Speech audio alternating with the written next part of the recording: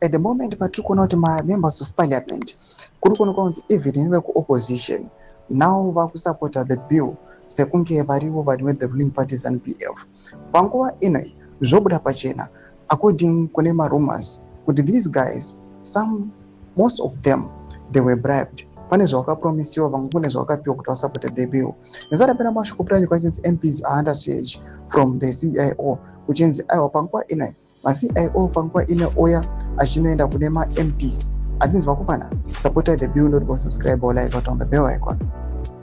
According to Lynn Eman of the Pascal News, MPs are under siege from the CIO. Rainbow Towers is fully invested with the CIO agents who are instilling unimaginable intimidation for the MPs. Manje, any MP achabvuma kutyisidzirwa ziva kuti ndo kwawaperera. You should stand up to these thugs and teach them a hard lesson by blocking Cap 3. All you have to do is simply not attend the day of the voting session.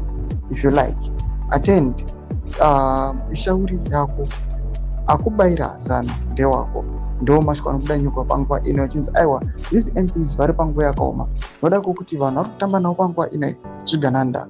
Today you might submit to them, but tomorrow after using you they can dump you.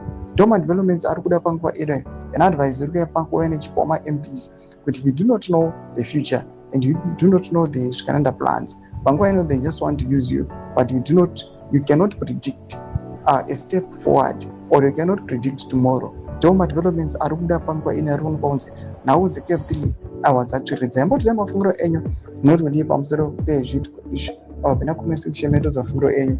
So subscribe or like up or join on the bell icon.